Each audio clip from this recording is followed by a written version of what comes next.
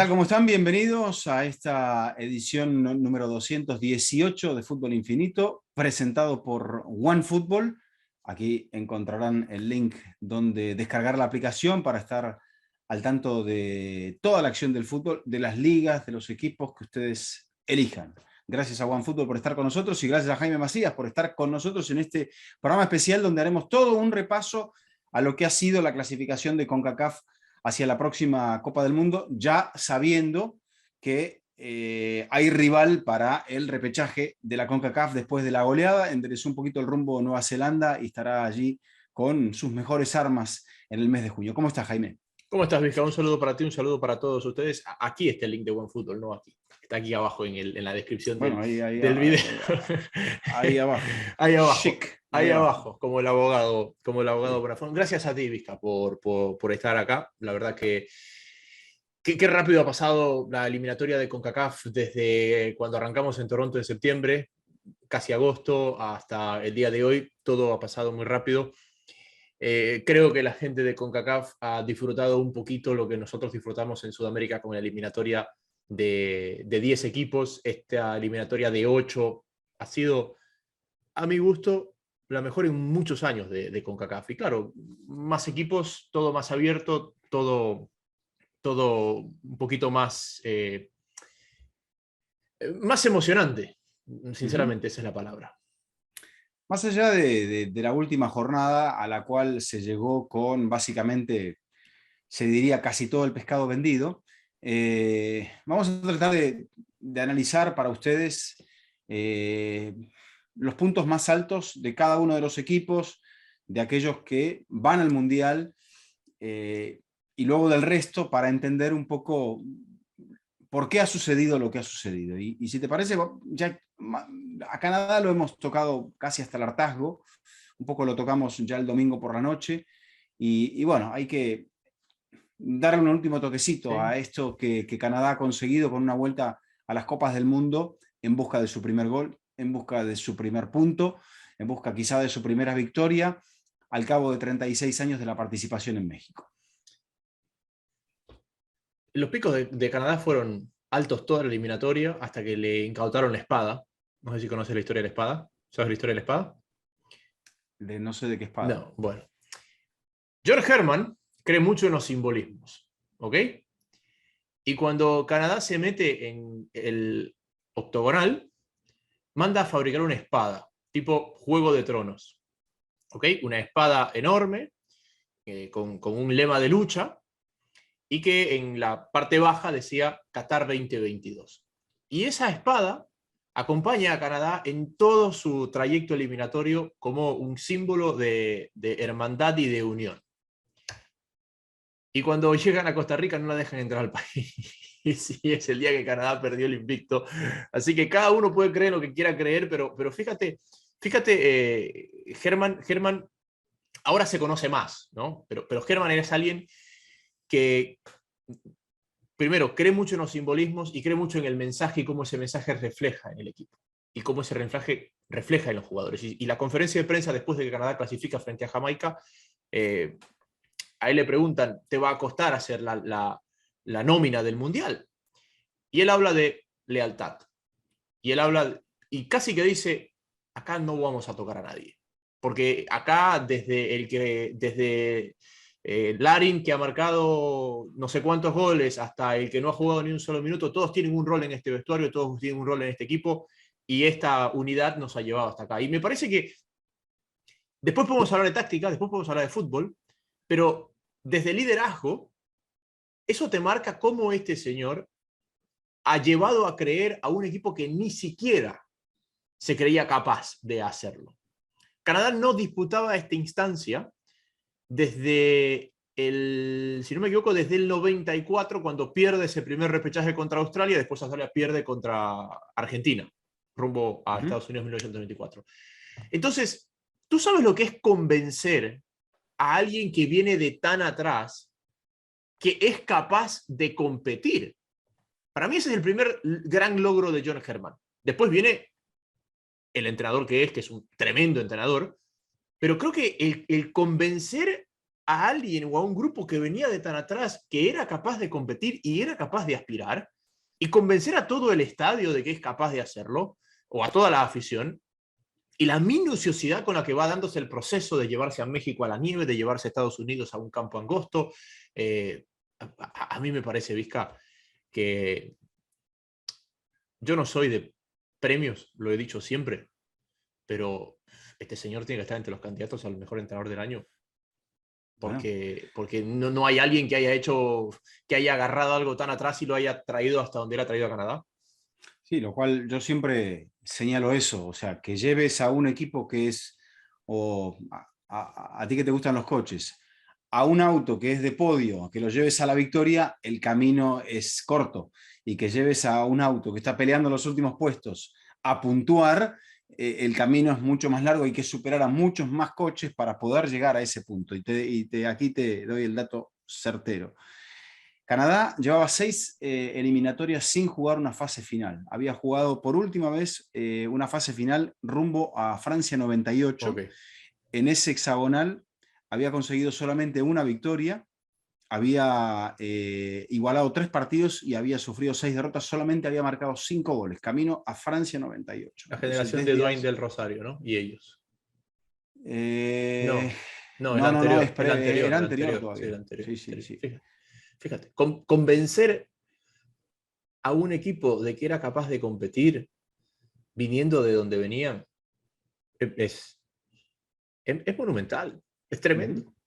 No, no, no. Y pensaba, por ejemplo, en tantas personalidades que se habían intentado por su amor al fútbol involucrar, como el propio Steve Nash, gente fuera del fútbol, del deporte canadiense en sí, bueno, para impulsar esto. Y me imagino cómo hoy lo estarán disfrutando y con el ansia que van a vivir el sorteo que les espera.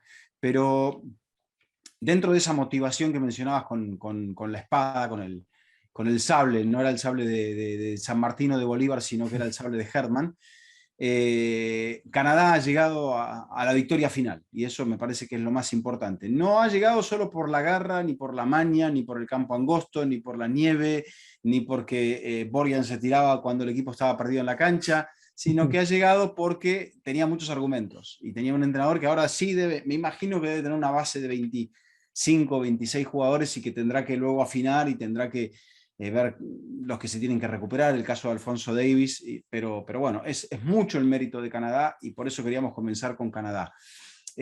Porque creo que Canadá despliega, Jaime, argumentos en lo individual, en lo físico, en lo táctico, en la superación, lo que implica la parte de la motivación, y creo también en el convencimiento hacia el público. Veíamos las imágenes del fin de semana pasado en Toronto, del domingo en Toronto, aún con nieve, un estadio lleno, se veía todo un pueblo esperando que Canadá, con miles de banderas en el estadio, le diera una alegría al país. Y claro, cuando estabas y cuando se había comenzado, seguramente la sensación no era la misma.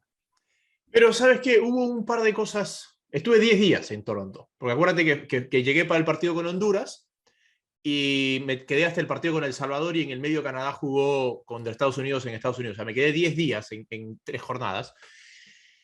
Y primero que hubo el mensaje de Herman y la prensa el Departamento de Comunicación de la Federación Canadiense había llegado el mensaje correcto. Porque a mí algo que me sorprendió cuando aterricé en Toronto es que el de migración, el del taxi, el del hotel, todos sabían que Canadá iba a jugar un partido que era importante para que Canadá pueda jugar el Mundial. Yo no me imaginé llegar a Canadá con la historia futbolística de Canadá y que eso me lo encuentre desde que pisé Toronto.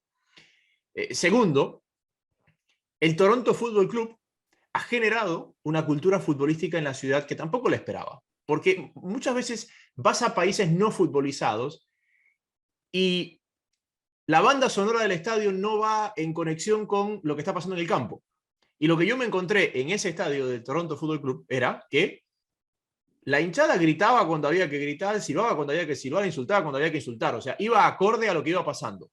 No era era una coreografía, no iba por otro lado. Y algo que me contaba gente que conocí en Toronto, Fernando Salinas y gente que conozco ahí que siempre escuchan el programa y te mandaba un saludo cuando estuve en Toronto, es la cultura deportiva de la ciudad que te hace valorar el esfuerzo y que sabe lo que es ganar, pero no está acostumbrada a ganar. Porque fíjate, los Blue Jays... Toronto ya fue campeón de la liga. Claro, Toronto Fútbol Club fue campeón de la liga, pero la cultura deportiva de la ciudad va Pero, más allá del mira, Toronto Fútbol Club. pasa por esto, y esto lo vivió la gente de Atlanta. Atlanta, cuando gana el equipo dirigido por Martino, la ciudad de Atlanta llevaba mucho tiempo a través de ninguno de sus deportes o universidades importantes conseguir algún título de relevancia. Y en aquel momento lo que ocurrió es que la ciudad se volcó, Sí. el estadio se llenaba en todos los partidos y se dio un fenómeno extraordinario. Después, bueno, la ciudad pudo levantarse. En la temporada pasada los Braves ganaron el título del béisbol y bueno, un poco las cosas se empiezan a acomodar, ¿no? Aparte venían de perder el Super Bowl, ¿no? El Super Bowl que les remontaron 25 puntos. Termino con la cultura deportiva de Toronto. A lo que voy es que cuando hay una ola, la gente quiere que se sube a la ola ganadora. Exactamente. Entonces, ¿de dónde viene la cultura deportiva de Toronto? Viene de que en los últimos 5 años Toronto Fútbol Club y los Raptors habían salido campeones por primera vez en su historia, ¿ok? Pero desde los 90 no habían celebrado un título porque los Blue Jays habían ganado la Serie Mundial en los 90 y el equipo de mayor afición de la ciudad, que son los Toronto Maple Leafs, el equipo de hockey, desde los 60 no gana un título y se queda a las puertas del título. Entonces, desde un punto de vista de afición, entiendes todos los contextos de la victoria, la derrota, la expectativa, y creo que eso es una conexión, eso es un bond entre la afición y lo que estaba pasando en el campo con la selección canadiense. Tuvimos un desfase de 6 años. Yo estuve en Toronto en 2015 para los Juegos Panamericanos y lo que me sorprendió allí, bueno, primero uno tiende a asumir que Toronto es una ciudad muy parecida a Estados Unidos y puede que la gente no tenga un acento tan marcado como en otras partes de Canadá, pero uno encuentra que la filosofía es distinta, es propia, hay una identificación muy grande y hay mucho inmigrante, pero mucho inmigrante que se ha aferrado, se ha insertado dentro de esa sociedad que le ha abierto las puertas y los brazos de un modo muy particular. Entonces, a mí me dio la sensación, Jaime, de que había algo multicultural, pero en serio. Hay veces que la gente dice algo, sí, multicultural, todo, y no es así. Cuando yo estuve en aquellos días en Canadá, a mí me dio la sensación de que el país sí realmente era algo múltiple, donde cada parte, el inmigrante, no importaba el origen de dónde viniera, se sentía parte del país. Y eso fue algo que se notó incluso también, incluso a la hora de los deportes, ¿no? Y a la hora de cómo comunicarlos, de cómo expresarlos y de cómo entenderlos. Y creo que allí es algo que yo vi, y el equipo ya era importante en aquel momento, en 2015, que yo vi con respecto al fútbol, ¿no? O sea, el canadiense entendió, no, el fútbol para nosotros también es algo importante, no. El próximo paso va a ser que le cambien el nombre a la federación y que dejen de llamarla soccer, pero bueno, ese será otro tema. Coincidió esos 10 días en Toronto, deja cuando Laila Fernández, la chica canadiense, llegó a la final del US Open. Era la misma época que estaba jugando el US Open. Laila Fernández es de padre ecuatoriano, de madre filipina, nacida en Canadá. Y ella juega con bandera canadiense. Indagando este esquema multicultural del que tú hablas, en cualquier otra parte del mundo, un deportista que tiene múltiples nacionalidades, casi que ve cuál es la mejor opción profesional y qué nacionalidad le conviene elegir. En automovilismo normalmente tratan de ser americanos o alemanes, en las selecciones tratan de ser selecciones competitivas, hemos visto la cantidad de jugadores que tienen que decidir entre México y Estados Unidos. Los canadienses decidieron Canadá. Los deportistas canadienses dicen Canadá sin pensarlo 2 veces porque son agradecidos de la infraestructura deportiva que el país les pone a su disposición. Y esta selección canadiense, en la última convocatoria, tuvo 2 jugadores que no tenían doble nacionalidad. Maxime Crépeau, el arquero suplente, y Fraser, el mediocampista suplente. El resto, todos tienen doble nacionalidad y no dudaron en representar a Canadá por lo que el país les ha brindado y por lo que el deporte del país les ha brindado. Y me parece que esas conexiones, el rato que la maquinaria empieza a funcionar, y ese es el gran mérito de John Herman, haber logrado engranar las piezas para que la maquinaria empiece a funcionar, oye, es una máquina que es una planadora. Esta no es la Germaneta, esta fue una planadora que pasó por el fútbol de Centroamérica.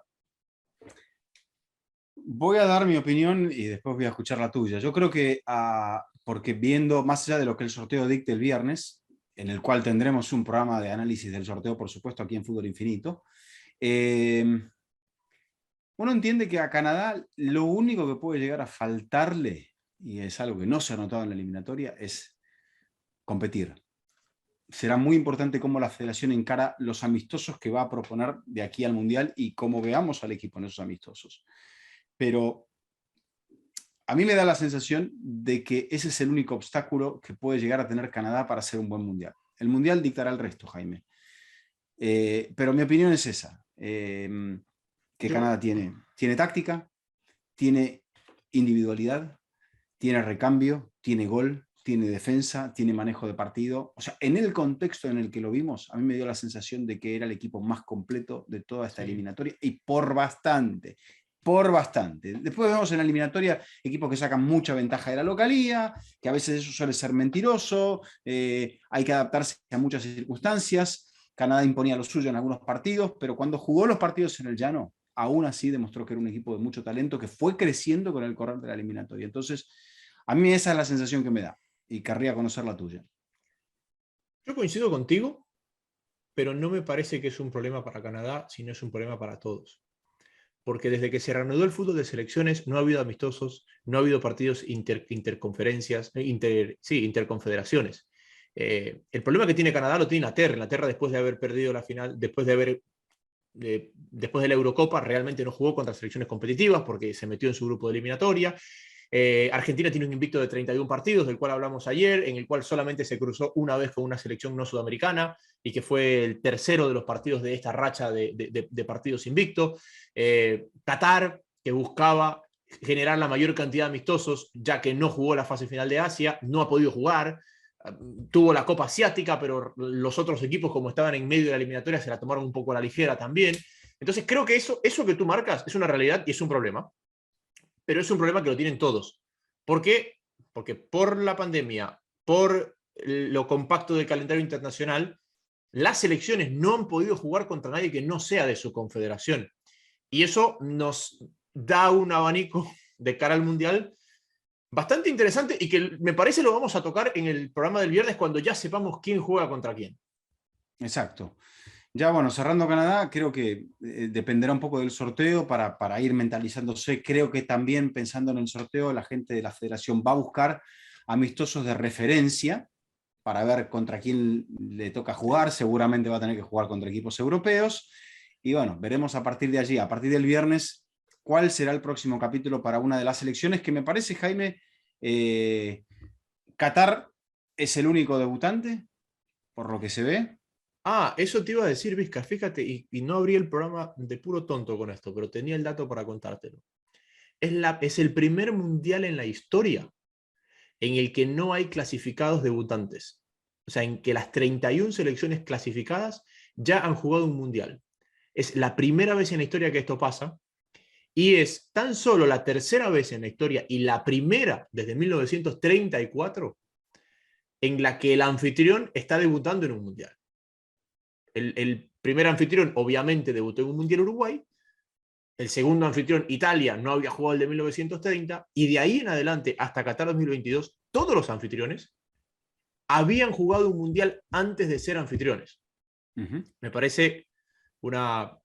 A ver, es una curiosidad. A ver, ¿es una curiosidad o es que las diferencias están bastante marcadas ya en el fútbol y ya no hay tanto espacio para que aparezca una sorpresa? No, yo creo que hemos visto situaciones sorprendentes y sorpresivas. Casi la vemos con el caso de Macedonia, y Macedonia del Norte propone esa sorpresa al eliminar a Italia, por ejemplo. Entonces, aquí a lo que yo iba es que podemos llegar a tener esa ausencia desde 1958 de Gales, lo sabremos en junio, pero sí tenemos la certeza de que Canadá representa, hasta ahora con los clasificados, el que más espacio ha vivido de ausencia para volver a jugar un mundial, y en este caso es el segundo. Es casi como si fuera el debut realmente de la selección canadiense. Y bueno, quería cerrar este espacio que le dedicamos a Canadá hablando de esa sensación que me daba el paréntesis de Canadá y bueno, todo lo que ha tenido que vivir para volver a jugar un mundial. Sí, hablando de distancia, claro, del 86, los otros que están en el aire son Gales del 58, o sea, los que no están definidos, ¿no? Gales del 58, Nueva Zelanda jugó el 2010, Emiratos Árabes jugó el 90, Ucrania jugó el 2006, el último, y el otro que me falta es Escocia, que jugó el 98. Pensé que Escocia no, me acordaba de Escocia de antes, pero claro, el 98 también lo jugó la selección escocesa, que a propósito tiene un récord, te lo cuento por si acaso. La selección escocesa es la selección que ha jugado más mundiales sin nunca haber superado la fase de grupos. Desde que Canadá jugó el Mundial de México, solamente hubo 2 equipos que han sido campeones del mundo por primera vez, o que han conseguido en ese espacio desde el 86 para acá, que han sido Francia, que incluso repitió en el Mundial pasado, y la selección española. Así que tanto, esa es la parte, o sea, las potencias han vuelto a ganar, de hecho en ese Mundial gana Argentina y repite, después hemos visto títulos de Alemania, títulos de Italia, títulos de Brasil, y estos nuevos que se han sumado al Club de los Campeones del Mundo, Jaime. Así que bueno, vamos a ver. Canadá está en el Mundial y creo que su gente tiene mucho orgullo para verse en Qatar.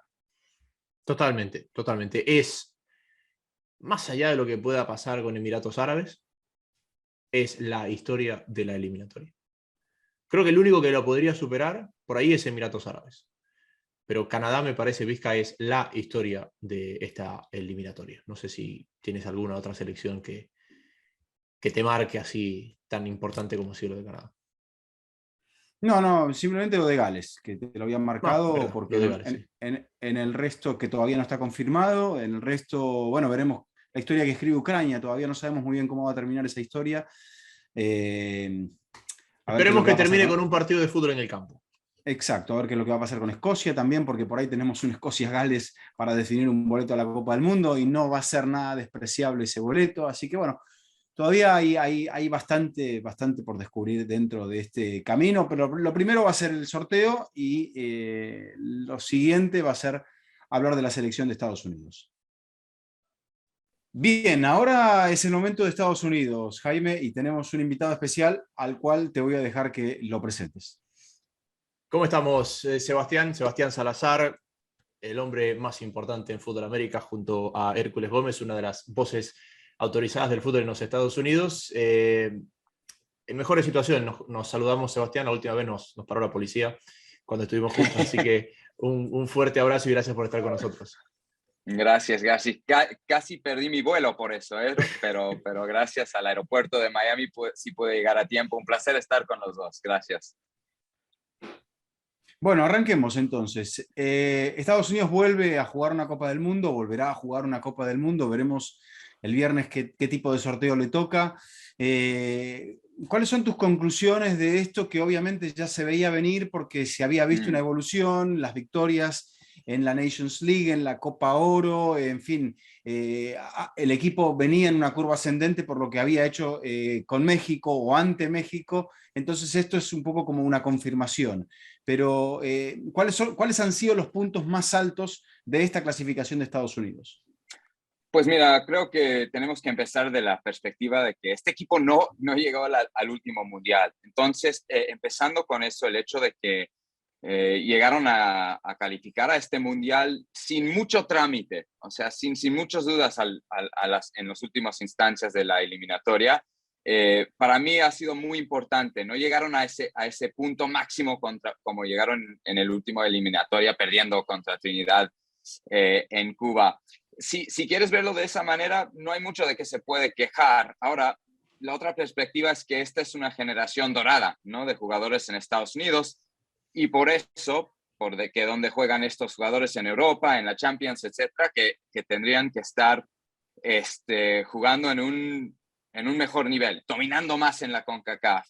Pero creo que lo más importante ha sido la renovación del equipo, ¿no? Si queremos dar un punto alto a Greg Berhalter, el técnico, es cómo ha renovado el equipo. Casi no se reconoce el equipo de 2018, de 2019, y si se quiere comparar, para mí de una manera muy importante se puede comparar a la selección de México, ¿no?, que no se ha renovado. y que ahí se ve que tienen problemas. En Estados Unidos, Berhalter ha usado un montón de jugadores y el equipo se ha renovado y se ve con muy buen futuro, no solamente para este mundial, pero para el próximo también. Sebastián, comparabas con México. Yo hacía una comparación con México en otro sentido. Y me parece que Berhalter ha sentido en esta eliminatoria por ahí lo que ha sentido Martino, Osorio, Aguirre y todos los entrenadores de México, porque yo no recuerdo un entrenador de los Estados Unidos que haya estado bajo tanta presión mediática por la obligación, y que realmente creo que a Berhalter el partido en el que se le reconoce el trabajo es el partido contra Panamá, pero el camino hasta ese partido contra Panamá fue crítica tras crítica, desde Charles Barkley hasta los líderes de opinión en otros deportes. Le pegó todo el mundo al pobre Greg Berhalter. Sí, y creo que mucho de eso tenía que ver que cómo llegó al puesto, no porque la federación esperó casi 13 meses en no nombrar técnico, y mucho de eso, justo e injusto, le cayó a Berhalter. Después de eso, vemos un año, más de un año, sin partidos que contaban, que eran de importancia, y sin eso no se podía juzgar lo que estaba haciendo Berhalter. Ahora viene la época de eliminatoria y creo que al inicio no se vieron nada bien. O sea, ahora calificados se puede olvidar de los primeros partidos. Empataron contra El Salvador, contra Canadá, o sea, sufrieron mucho al inicio y otra vez las expectativas son mucho más que eran antes. El hecho de que Estados Unidos se perdió el último mundial en Estados Unidos cambió todo. Cambió la afición, cambió la prensa y como tú dices, esa presión, creo que para Berhalter ha sido algo que él ha tenido que lidiar con eso y ningún técnico anterior lo ha sufrido como él. Hay que partir justamente del entrenador y de todo el énfasis de lo que decías, porque más allá de que los jugadores son muy buenos, cosa que es verdad, creo que el entrenador ha hecho, o mejor dicho, los dirigentes han cambiado un poco el chip en cuanto a sus decisiones.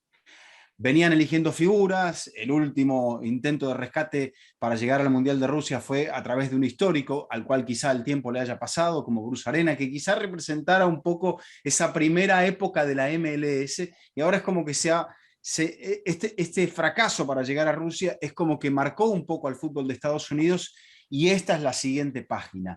Dentro de todo este recorrido, ¿cuáles son las claves tácticas de este equipo? Que sí es cierto, tiene mayores figuras, como decías, tiene mucho recambio, el entrenador ha podido ver muchos jugadores, pero ¿cuál es la clave táctica de este equipo?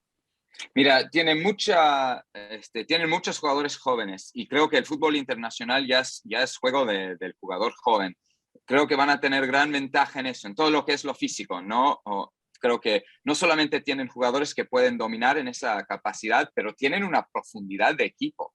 Cuando hablas de otros equipos, hablas de quizás 20, 25 jugadores que el técnico ha usado. Este equipo casi 40. O sea, hay muchísimos jugadores que Greg Berhalter puede usar dentro de un torneo. Si hay dudas en este equipo, serían en la portería, ¿no? Porque tienes arqueros buenos, pero que no son titulares, que son suplentes donde juega. Zach Steffen en Manchester City, Matt Turner, que ahora juega en Nueva Inglaterra, en lo que es MLS, pero se va a Arsenal, donde obviamente no va a ser titular. Hasta Ethan Horvath, el tercer arquero, juega en Nottingham Forest, en la segunda de Inglaterra, pero a veces él ni es titular. Y yo diría también en lo que es la posición más importante, el número 9. Esa posición no está definida. Pero además de eso, este equipo tiene muchísimo talento en el ataque, en la defensiva, jugadores que están jugando, Serginho Deste en Barcelona, Gio Reyna en Dortmund, Christian Pulisic en Chelsea. Tienen un talento que creo que sí les va a capacitar para ser muy competitivos en el Mundial.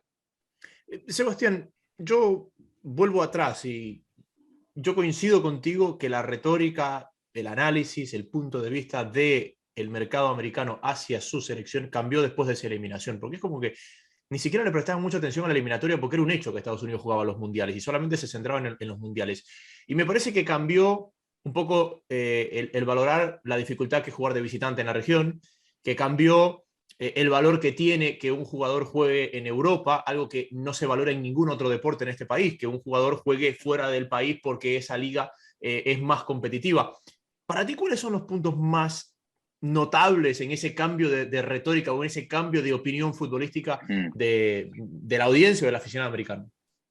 Pues mira, nada más podemos ver la perspectiva de un señor como Jürgen Klinsmann, ¿no? Que básicamente se hizo enemigo de todo el fútbol estadounidense cuando él era el técnico, porque decía a todo el mundo, mira, los jugadores jóvenes de talento en la MLS no pueden estar en la MLS, tienen que irse a Europa para competir y mejorarse.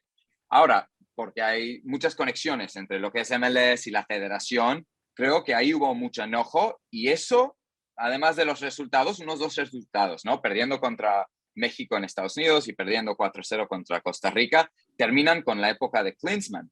Pero ahora hay que ver, mira, ¿qué es lo que se habla ahora del fútbol estadounidense? Que exportan jugadores. ¿A dónde? A la Bundesliga. Los jóvenes que ni juegan, que salen de las canteras de MLS, pero ni juegan a veces en los equipos de MLS, ¿no? Ve a un Weston McKennie que salió de FC Dallas, pero casi nunca fue jugador de FC Dallas. Hay muchísimos ejemplos así. Entonces, yo creo que nada más viendo esa perspectiva de que antes, el jugador americano, la estrella de la selección tiene que estar en MLS, tiene que estar creciendo la liga. Ahora se trata del fútbol, del futbolista, no tanto del comercio. Queremos ver a los jugadores jóvenes en los equipos mejores del mundo, a ver cómo les va, y eso va a mejorar a la selección. Y eso creo que dentro de la CONCACAF, y específicamente siempre comparando con México, es ahora la gran ventaja del fútbol estadounidense, esa exportación. Y claramente allí hay un camino marcado y Canadá, por ejemplo, ha emulado un poco esa ola a la cual se ha subido y en la cual, bueno, ha demostrado quizá estar a un punto por delante del propio equipo de Estados Unidos.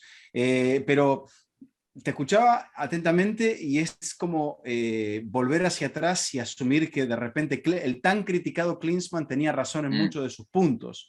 Y eso para mucha gente significa una derrota que creo que me parece que tuvieron que asumir desde el punto en el cual no clasificaron al Mundial pasado ni siquiera con la rectificación que hubo en el comando de la selección.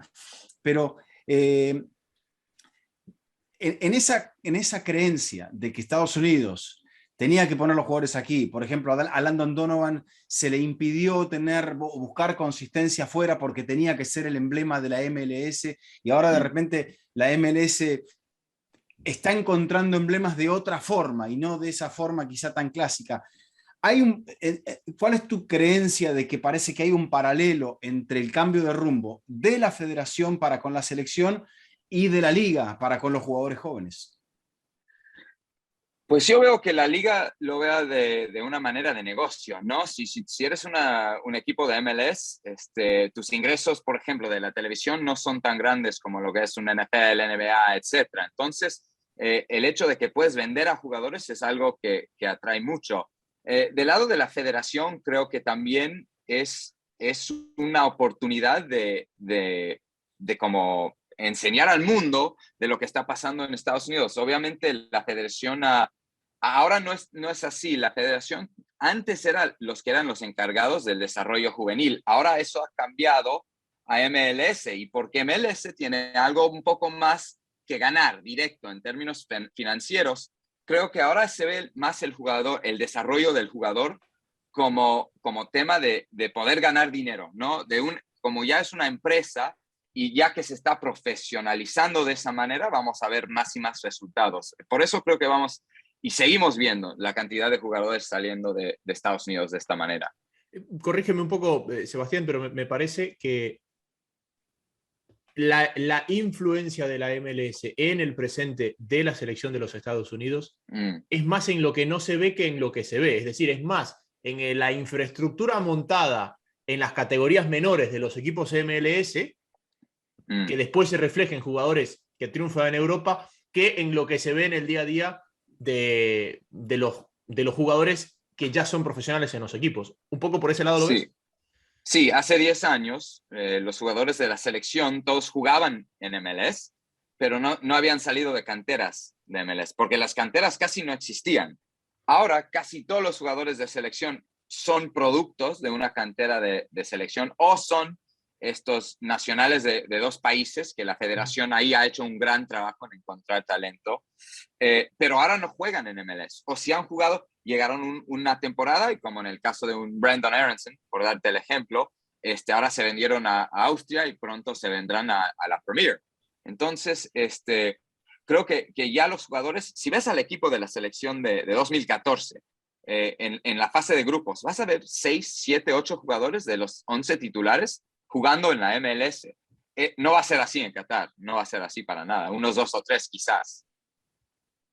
Yo que soy un fiel defensor de la estructura futbolística vertical por divisiones, con ascensos y descensos, me da la sensación de que en el trabajo de juveniles y en primer, segundo, tercer, cuarta división, aquí es como que Estados Unidos va encontrando que los jugadores los tienen que formar los clubes, que la federación tiene que apoyar esa formación, pero que el club a nivel pequeño, a nivel de identificación de ese jugador con esa comunidad, va a ser muy importante para el futuro de Estados Unidos, y el próximo mundial va a ser más importante y lo que siga va a ser más importante, y eso va a generar que la liga en el fondo acabe por ser, por la potencia económica de este país, una liga líder en el mundo. No sabemos cuándo eso va a suceder, pero uno se queda con esa sensación de que se han empezado a tomar pasos en ese sentido. Y con eso te queremos ya agradecer y despedir. Yo te voy a preguntar como mi última pregunta, ¿cómo ves, sin conocer el sorteo, las perspectivas de Estados Unidos de acuerdo a lo que ha venido mostrando en esta curva en la eliminatoria? Sí, no, creo con el talento que tienen, y se supone que van a estar en la bomba 2, ¿no? En el pot 2, creo que la expectativa tiene que ser salir de fase de grupos. De ahí, quién sabe, pero creo que el equipo tiene no solamente el talento en términos de unos 3 o 4 o 5 a nivel mundial que son élite, o no élite, pero empezando a llegar a esos niveles, pero también tienen un equipo muy, muy profundo. O sea, no creo que la gente que no estudie este equipo pueda entender cuántos jugadores, o sea, acaban de ganar un partido de eliminatoria con el lateral derecho cuarto en la lista, mínimo cuarto, a lo mejor era el quinto, y no sufrieron nada con él. Entonces, yo veo un equipo que sí está capacitado para salir de fase de grupos. De ahí, quién sabe, creo que los equipos de CONCACAF ya en esas instancias de un torneo, les queda muy difícil avanzar. O sea, eso se ha visto con todos los equipos mexicanos de los últimos 30 años, ¿no? Que hasta saliendo del grupo, de ahí se pone muy difícil. Y yo coincido que para todos los equipos de América, salvo Argentina y Brasil, cualquier cosa que sea después de octavos es ganancia. Hasta octavos Sí. es misión cumplida. No sé, Vika, lo ves tú igual, ¿verdad? Sí, absolutamente. Yo creo que poder superar el grupo, el viernes sabremos qué clase de grupo será, qué desafío, qué calendario y demás, pero bueno, uno queda con esa sensación de que al menos a eso se aspira. Y bueno, Estados Unidos había tenido, recuerdo por ejemplo el Mundial de Francia, una sensación de que llegaba muy bien al Mundial, y fue el peor equipo de la fase de grupos. Entonces, bueno, yo creo que muchas cosas han cambiado y eran los inicios. De hecho, es la primera selección en la era de MLS y no fue muy bien. El tiempo ha pasado y bueno, creo que ahora la dinámica ha cambiado. Creo que no sé si se va a poder cerrar ese paréntesis, ¿no? Entre el 94 y aquí, pero uno queda con la sensación de que la curva tendría que seguir siendo en ascenso. No, definitivamente sí. Creo que eso se puede mirar nada más en los números, ¿no? De los jugadores que están ahora a un nivel que antes ni se soñaba en el fútbol estadounidense, y pensando que hay más y más jugadores y más canteras. Hablamos ahora de lo que es la MLS. Olvídate de USL, de todas esas canteras que van a existir en los próximos años, empezando todo lo que es el recorrido al Mundial de 2026. Eso va a ser algo muy, muy fuerte en este país, y creo que vamos a ver muchísima inversión en el deporte, y de ahí, obviamente, cuando hay inversión, salen futbolistas, ¿no? La última de mi parte. Ese rostro decepcionado de Berhalter después de empatar en México. Esa rueda de prensa de Pulisic y Reina con una sensación de sí, es un buen punto, pero la verdad que se nos escaparon vivos. ¿Por qué ha cambiado la mentalidad? Porque a mí me causó la mejor impresión de esta generación la decepción de no haber podido ganar en el Azteca aquella tarde, cuando hace 4 años se hubiera celebrado el empate. Sí, y eso que llegando a ese partido, lo que se necesitaba era un empate. O sea, el empate sí era, en términos estadísticas, una victoria para Estados Unidos. Pero saliendo del partido, notando las oportunidades, y creo que específicamente Pulisic, ¿no? Que se había perdido esa oportunidad clarísima, estaba muy decepcionado lo ves en la cara de Reina y de Berhalter. Y lo que para mí era muy importante era lo que decía Berhalter después del partido, que era, esas son las exigencias y las ambiciones de este grupo. Queríamos ser los primeros de ganar en Azteca en partido eliminatorio. Queríamos ser los primeros en ir a Costa Rica y ganar en Costa Rica. Eso es importante para ese grupo. Y antes, y Paul Arriola dijo esto hace unos días también, cuando llegó México a Azteca en 2017, eliminatoria, era todo lo que podíamos hacer para un empate. Nada más un empate lo firmábamos antes del partido. Arriola vino esta vez y dijo antes del partido, dijo, ahora esperamos ganar, creemos que podemos ganar. Y eso creo que tiene que dar mucho mérito a Berhalter. Ha cambiado lo que se espera de este equipo, no tanto afuera del equipo, eso ya venía de la prensa y el público, sino dentro del vestidor. El vestidor ahora cree que pueden ser los mejores, que sí pueden dominar a CONCACAF, que sí pueden ganarle a México en Azteca. Y eso ha cambiado mucho, y otra vez, para hacerlo otra vez, porque siempre, ya sabes, en Fútbol América siempre hablamos de Estados Unidos y México, saliendo del partido de Estados Unidos-México, se notó que Tata estaba como casi conforme con el empate. O sea, no sé si vieron la imagen inmediatamente después del... Sí. Y se ven como que, buen partido, Greg, todo bien, todo calmado, negocio bueno entre nosotros, ¿no? El empate me salió bien. No, cuarta vez al hilo, sin poder ganarle a Estados Unidos, que sé, para mi afición es muy importante, pero Tata ahí lo vi muy conforme con un empate en Azteca, que, o sea, un aficionado mexicano que te diría, eso no tiene nada que ver. Pero Greg Berhalter, como tú dices, decepcionado de no haberle ganado a México. Y así se puede notar el cambio en las dos selecciones, no solamente el cambio, pero el entorno de las dos selecciones. Hay un optimismo en lo que es toda la selección estadounidense y un pesimismo en la selección mexicana.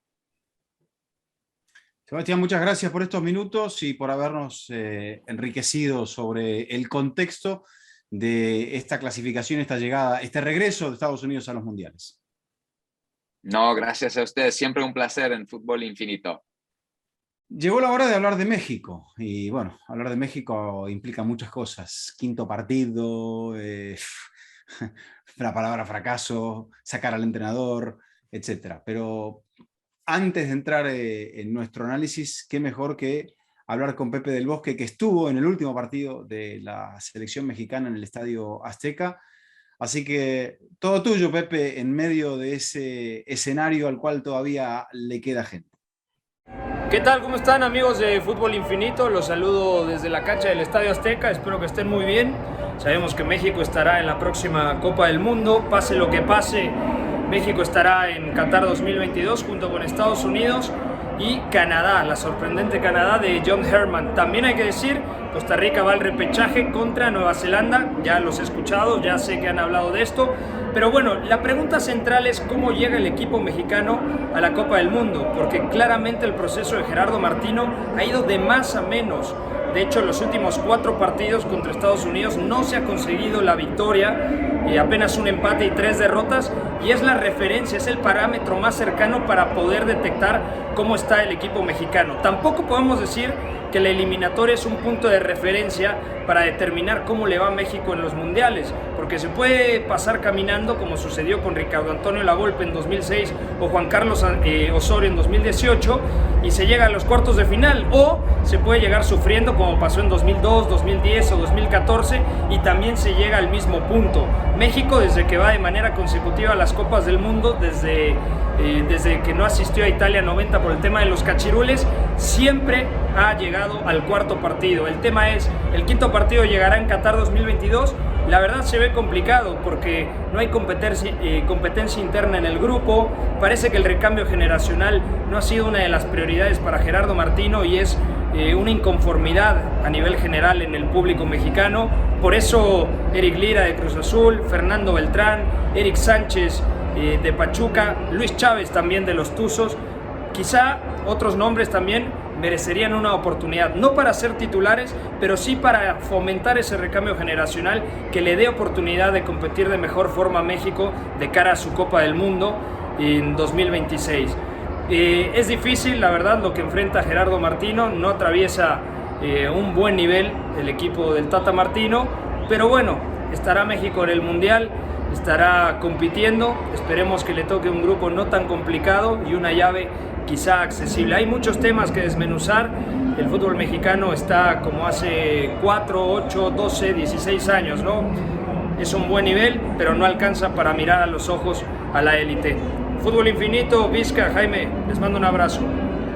Bien, Pepe, muchas gracias. Y ahora, ¿qué te parece, Jaime, si arrancamos con nuestras conclusiones después de haber escuchado al experto mexicano?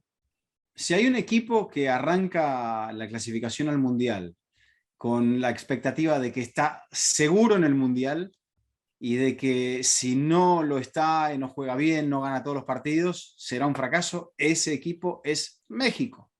Entonces, México ha hecho cosas bien y ha hecho cosas que no tan bien, y dentro de toda esa gama de colores me da la sensación de que todavía no hemos descubierto a la verdadera selección mexicana dirigida por Gerardo Martino. Todos los países antes del Mundial siempre dicen, tenemos que hacer un buen Mundial. Pero a esa frase de tenemos que hacer un buen Mundial, nunca le ponen un número, nunca le ponen algo tangible. Para Eduardo Vizcayar, alguien que tiene más de 25 años trabajando en el mercado mexicano, ¿qué es hacer un buen Mundial para México? El Mundial per se es llegar al quinto partido. O sea, cualquier cosa antes del quinto partido es un fracaso. Cualquier cosa antes del quinto partido es un fracaso. Pero, o sea, un cuarto de final, que ya lo vimos en Rusia, y eso que te eliminó Brasil. Octavos. Fue un fracaso. A ver, Vizca, pero entonces, escúchame esto, y te pregunto porque tú lo entiendes mucho mejor que yo. ¿Cómo va a ser un fracaso llegar a la misma instancia donde siempre has llegado? Porque yo entiendo que cuando tú llegas a la misma instancia donde siempre has llegado, estás igualando tu rendimiento. Bueno, lo que pasa es que existe una percepción, es el famoso chiste del argentino, el que es un gato, se mira al espejo y es un tigre. Entonces aquí el fútbol mexicano se mira a sí mismo al espejo, y pese a que los argentinos a veces a mucha gente no les caemos muy bien en México, es exactamente lo mismo. Entonces ellos se ven más grandes de los que realmente son. Y creo que cuando uno acepta, y le ha pasado al argentino también ante los mundiales, cuando uno llega al mundial con la humildad de decir, creemos que nos hemos preparado bien, pero no tenemos la expectativa de que vayamos a ganar, es cuando mejor le ha ido a Argentina. Y cuando México llega con esa expectativa de decir, creemos que nos hemos preparado bien, que tenemos el mejor grupo posible, al mejor entrenador posible, y que lo vamos a esperar y lo vamos a impulsar sin importar lo que suceda, porque creemos, ahí es donde México hace un gran mundial. Con esto termino el interrogatorio. ¿México cada día o cada mundial está más cerca o más lejos del quinto partido?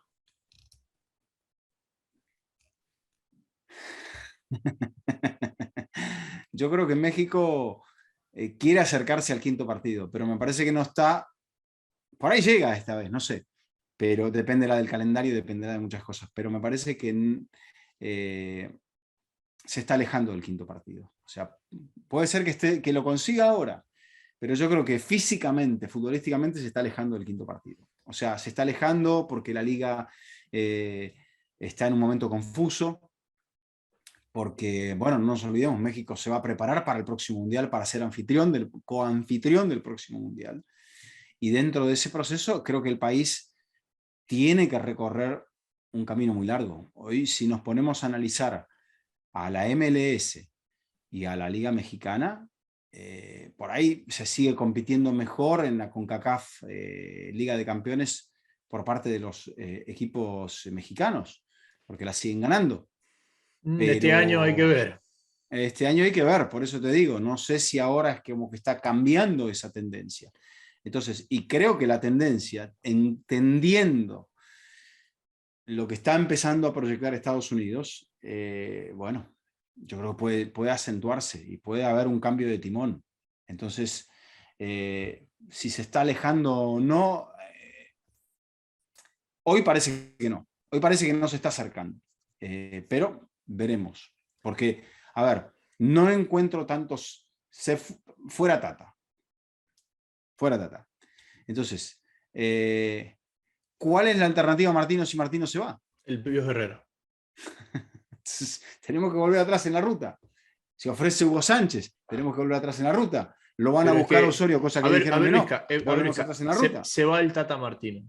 ¿Ok? ¿Tú dudas que los dos primeros nombres en carpeta no son el Piojo Herrera y el Vasco Aguirre? ¿Tú crees que hay algún nombre delante de ellos? El Vasco Aguirre ya está en el Mallorca y ya dijo gracias por todo. Pero tú dudas que esos son los dos primeros nombres en carpeta. Después, si llega o no llega es otra cosa. Pero tú dudas que esos son los dos primeros nombres en carpeta. No, por ahí mira lo que te digo. Si Solari hubiese tenido un buen pasaje por el fútbol mexicano, por ahí se lo daban por el América, se lo daban a Solari. Bueno, por ahí lo llaman a Christensen. Se lo hubiesen pensado en dar al Turco Mohamed, es otra opción. Por ahí lo llaman a Christensen. El problema no pasa exclusivamente por el entrenador que elijas. Exclusivamente, digo. Sí. Pasa por la independencia que tenga ese entrenador para decidir. Porque si no hubiese ido Bielsa hace rato. Jaime, no, pues es que sí, pues. A ver, mira, hay una cosa que me quedo con lo que hablamos de Sebastián Salazar hace minutos. Y es la importancia de la estructura de los clubes de la MLS en la formación de los jugadores que hoy juegan en Europa y que representan a la selección de Estados Unidos, más allá de que la mayoría de ellos nunca jugaron en la MLS, pero se beneficiaron de la estructura vertical que han creado los clubes de la MLS. ¿Ok? Eso hoy en México no pasa, y ese es el factor diferencial. La estructura vertical de las categorías menores de los equipos de la MLS no la tienen los equipos del fútbol mexicano. ¿Por qué? Porque la MLS... Bueno, ahí están las famosas fuerzas básicas del fútbol mexicano. Lo que pasa es que han perdido fuerza. Sí, señor. Lo que pasa es que No te olvides de algo. México es 2 veces campeón del mundo sub-17. Sí, ¿y por qué nunca fue campeón del mundo sub-20? Bueno, porque ni aspiró a ser campeón del mundo sub-20. Sigue faltando ese punto que lo hubiese catapultado hacia esa posición. Pero no estás hablando, Vizca. O sea, mira, es una brecha muy grande. Porque, ojo, México... Lo hemos dicho muchas veces. 17 es una cosa, 20 es otra cosa. 20 es otra. Exacto. Es algo muy lejano. Pero, ojo, son muy poquitos los países que son competitivos en el sub-17 y no en el 20. Son muy poquitos los países. O sea, es casi que... Yo entiendo que del 20 a la mayor no se traslada. Pero del 17 al 20 se debería trasladar se traslada en todas las otras Inglaterra lo hizo. Inglaterra lo hizo. Bueno, Inglaterra fue campeón hasta sub-23. Exacto. O sea, Inglaterra fue campeón desde sub-15 y terminó siendo finalista de la Eurocopa con la mayor y cuarto finalista del Mundial con la mayor. O sea, lo de Inglaterra es, muchachos, párense y aplaudan. Porque ese es el país que mejor conectó todo. ¿Por qué tuvo que hacer eso Inglaterra? Porque estaba entendiendo que había algo que no iba bien. Y para ese sentido de la autocrítica, creo que falta mucho en México. Entonces, en ese sentido de la autocrítica, los dueños de los clubes tendrán que entender que no pueden marcar el signo de la selección tampoco. Pero bueno, esto es como un país. Cuando no hay independencia de poderes, no hay progreso. Sobre todo que lo que necesita una liga para ser reconocida y competitiva no es lo mismo que necesita una selección para ser competitiva y protagonista. Es una relación inversamente proporcional. Y creo que los países que lo han aceptado son los que mejor liga y selección tienen. Entiéndase Alemania, entiéndase Inglaterra, entiéndase Estados Unidos. Y Estados Unidos está siendo oportunista porque es algo muy presente, muy puntual, Reciente, actual, reciente. Pero ¿qué es lo que pasa? Nosotros necesitamos esta estructura de clubes con estos lineamientos para que nuestra liga sea competitiva, protagonista y reconocida. Ok, entonces, al nosotros hacer esto, a nuestros juveniles les estamos quitando esto. Entonces, ¿qué vamos a hacer nosotros para que esos juveniles no lo sufran? Y ahí están las categorías menores de la MLS, la estructura juvenil y las normativas de estructura de plantillas de los equipos de la Premier League, y que la Bundesliga tiene una situación similar.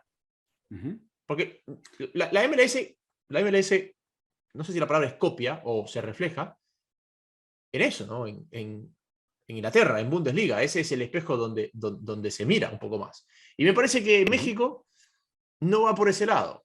Va un poco por México histórico y por ciertos otros países que sus selecciones sufren mucho el protagonismo de sus clubes. Dicho esto, y pensando en el sorteo, que es lo que va a definir un poco a México de cara al Mundial y a qué puede llegar antes del sorteo, lo vamos a analizar el sorteo, ya lo dijimos, el viernes. Ahí vamos a hablar un poco más sobre concreto, aunque tendremos un poco allí varios puntos a definirse. Pero bueno, dicho esto, la situación es hoy por hoy para México la de un equipo que ha sido el mejor visitante en rendimiento, lo cual explica muchas cosas. Y no solamente el mejor visitante, sino aquel equipo que con Panamá ha marcado más goles jugando fuera. Dicho esto también, esta selección ha tenido muchas dificultades para jugar en casa. ¿Por qué ha tenido dificultades para jugar en casa? ¿Es por la presión de la gente o por la no presión de la gente? Porque hubo partidos que se jugaron a puerta cerrada. No me quiero meter en el tema del grito, pero yo creo que México ha sufrido en casa porque le ha faltado A, propuesta, y B, le ha faltado físico para sostener esa propuesta. Entonces, la altura quizá le haya jugado en contra. El tema es que de dos hechos, contraste entre lo local y lo visitante, uno puede sacar que este equipo en el llano, en el terreno medio, que significa jugar un mundial sin esa situación de localidad, aunque los mexicanos siempre van de tal manera que son locales en una Copa del Mundo, pero claro, no se vive de la misma forma en el ecosistema que hay, exacto, en la estructura alrededor de un mundial. Entonces, yo creo que México puede hacer un buen mundial. Puede hacer un buen mundial. Si Martino da un punto, un toque de audacia, hay que llegar, ¿no? Porque también está la Nations League. De repente el equipo tiene una muy mala Nations League y deciden echarlo a Martino. Sí. No sé, pero digamos que todo va a ir bien. Yo creo que México, por ese refuerzo de lo que ha sacado fuera de casa, aunque ha perdido partidos, ha perdido contra Canadá y contra Estados Unidos, quizá esto le sirva como para entender de qué punto tiene que partir. Me tomé el atrevimiento de trasladar esa conversación que tuvimos en el auto el lunes a la radio en Ecuador, porque Ecuador sufre lo mismo que México, que tú acabas de marcar, de que le cuesta la localía, y ahora la traslado acá para contarse a la gente, porque la hablamos en el auto, nunca la publicamos. Sí, es verdad, nunca la publicamos.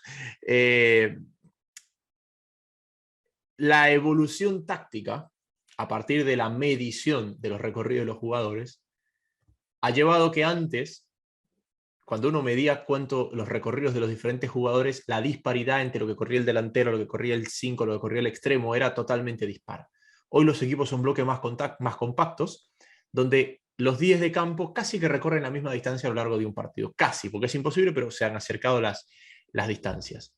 Entonces, los equipos que juegan en la altura, de local, a pesar de que sus jugadores no estaban adaptados a la altura, como los ataques eran por explosión, es decir, el desborde de un extremo, que regresaba caminando porque el siguiente ataque desbordaba el otro extremo o pasaba el lateral, el equipo, entre comillas, se autodosificaba y no sufría los efectos de la altura. Había muchos más arranques que carreras constantes. Hoy, el bloque compacto obliga a que no haya esas explosiones, sino que los recorridos sean constantes. Es decir, el jugador está en carrera continua durante todo el partido.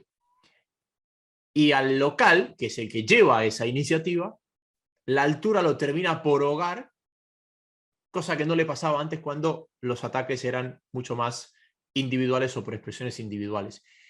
Y si tú comparas, Vizca, lo que tú acabas de decir de México, México ha firmado su peor eliminatoria en el Azteca, me parece que dijiste eso.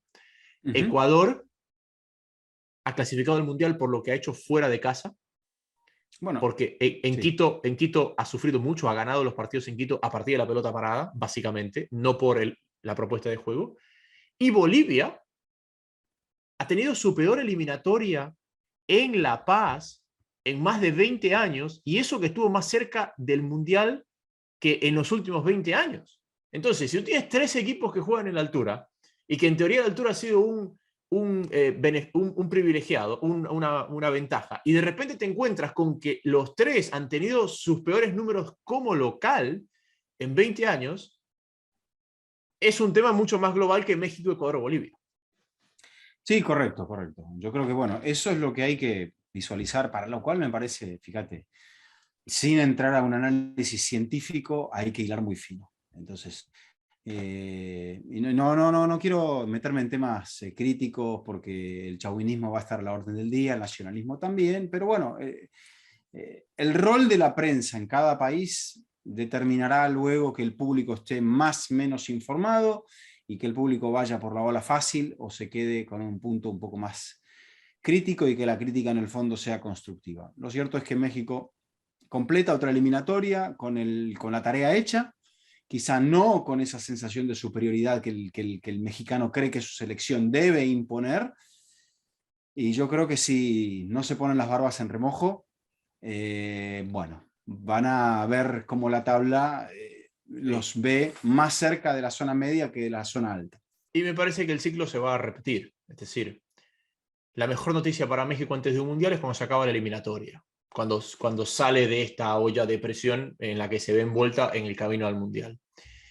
Y después en el Mundial el ciclo es el mismo. Es decir, es el pesimismo que se ve reflejado en un México que compite muy bien desde la inferioridad, y que cuando compite bien desde la inferioridad se llame ganarle a Alemania, empatarle a Brasil, ganarle a Francia, el nombre que ustedes quieren, la expectativa crece de golpe.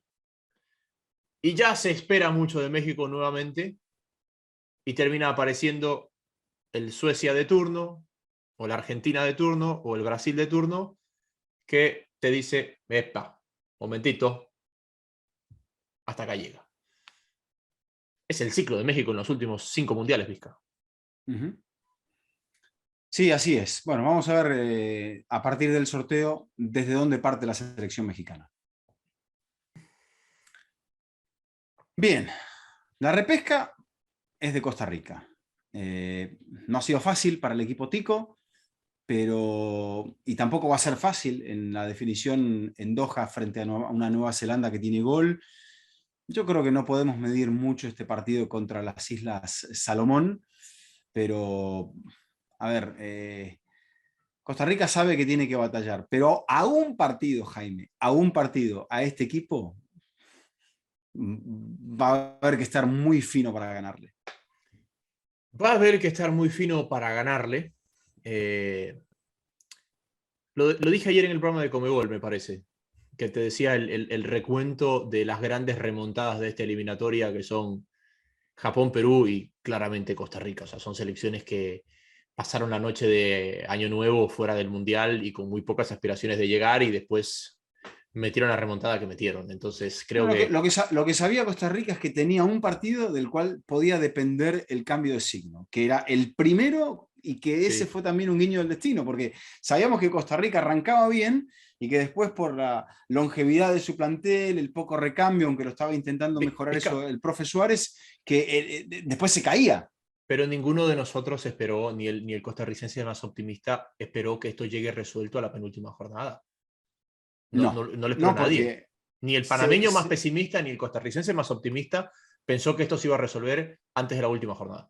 Es que se encadenaron, Jaime, luego varios resultados muy buenos para Costa Rica. No fue solamente la victoria sobre el final agónica y heroica frente a Honduras, la victoria con lo justo frente a Panamá, sino que está el empate contra México en el Azteca, está la victoria en Kingston y después está el triunfo contra la selección de Canadá, quitándole el invicto, y en esa misma jornada, sabiendo, no sé si tuvo que ver una cosa con la otra, lo que me decías en cuanto a la definición de Perú y de Colombia, el que hacía el primer gol iba a verse con aire, y el que no lo hiciera iba a verse, bueno, aún así Panamá estaba en ventaja, se le escapó el partido, pero creo que sabía la selección de Panamá que Costa Rica tenía ventaja, o si no lo sabía, bueno, de alguna forma inconscientemente lo supo. Sabes que yo te he hablado mucho de la influencia que ha tenido la MLS en el crecimiento de los jugadores canadienses y cómo, bueno, esos 3 equipos de MLS han canalizado una gran cantidad de talento que hoy se ve reflejado en la selección de Canadá, que ha clasificado al Mundial. Bueno, en un menor nivel, porque la calidad es diferente, esa misma relación la podemos hacer entre la selección, entre la A-League, la liga del fútbol australiano, y el fútbol neozelandés. Además, también, al igual que la MLS, la A-League es una liga binacional en la que participan equipos de Australia y en la que participan equipos de Nueva Zelanda, mayoritariamente Australia, pero sí con varios equipos neozelandeses. El más importante, el Wellington Phoenix, que ya ganó en algún momento la Champions League de Oceanía y por ende disputó un mundial de clubes. Entonces, creo que Nueva Zelanda hoy se parece mucho a aquella Australia que jugaba los repechajes con Uruguay. Hubo un momento donde Nueva Zelanda era un formalismo, hoy Nueva Zelanda es un equipo que te puede competir. No es favorito, no lo es. Costa Rica es el favorito para este repechaje, pero tampoco creo que es como en algún momento ir a Oceanía era ir a buscar los puntos. Sobre todo, viendo lo mucho que a Costa Rica le ha costado ganar los partidos. Porque si algo hemos elogiado es la fortaleza, la entereza, la lucha, la influencia de las figuras veteranas, de los antiguos guerreros, pero parte de lo que dijo Luis Fernando Suárez en la previa del partido de hoy, cuando le preguntaban por el resultado ante Estados Unidos. Y casi que Luis Fernando dijo, hemos hecho 10 goles en 13 partidos, que hace pensar que hoy día vamos a hacer, bueno, que mañana, porque lo dijo ayer, que mañana vamos a hacer 6 goles. Creo que eso es, ¿no? Y si algo tiene Nueva Zelanda, es gol.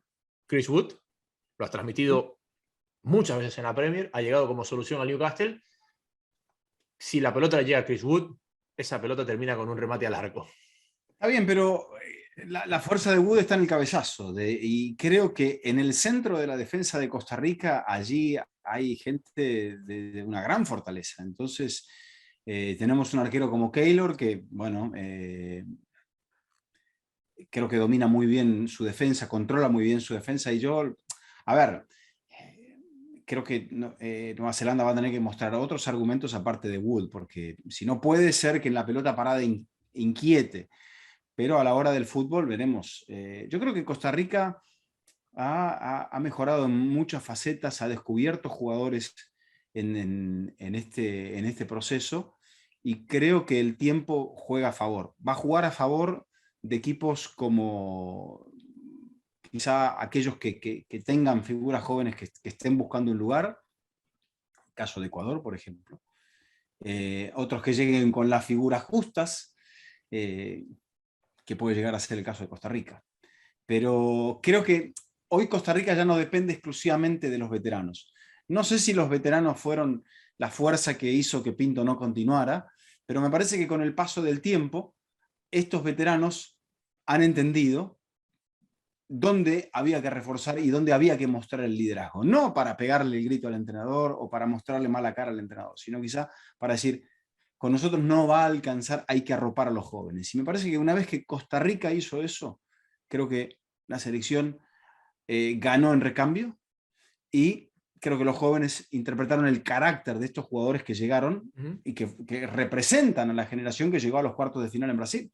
Y lo importante que es la gestión de los capitanes, que me parece que Costa Rica debe ser la selección de Centroamérica que tiene más capitanes, porque tú los acabas de nombrar, es Keylor, Borges, Ruiz, Campbell y por ahí uno de los centrales también, pero bueno, o está Tejada también ahí, o sea, tiene mucha gente de esa generación que pueden ser capitanes, perdón, pero tiene ese hueco del que hablamos con el Fernando Suárez, tiene o los de 30 para arriba, por no decirte 34 para arriba, y tiene chicos de 24 para abajo, o sea, tiene un hueco de 10 años de los cuales no tiene jugadores, y para que esa brecha se cierre, es más importante el liderazgo de los grandes que la ambición de los chicos. Y me parece que Costa Rica tiene algo, Vizca, que es una gran cantidad de líderes positivos.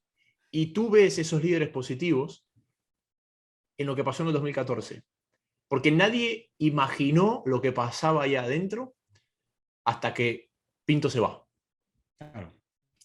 Y eso tiene que haber pasado desde antes del Mundial. Y estos jugadores con mucha madurez y con mucho liderazgo dijeron, ¿sabes qué? Lo que dice este señor es interesante. Lo que él propone está bien. Nos lo vamos a aguantar durante el Mundial. Después del Mundial hablamos, pero nos conviene aguantárnoslo por el Mundial. Y eso es liderazgo positivo. Liderazgo negativo es no, que este señor se vaya. Si el señor está, yo no voy al Mundial. Y ahí tú ves lo que es este grupo de veteranos costarricenses. Bueno, eso mismo le pasó a la propia Ecuador en el Mundial de Brasil. Entró al Mundial con un poco resquebrajado el plantel y se terminó de romper en medio del Mundial. Entonces, ahí es donde...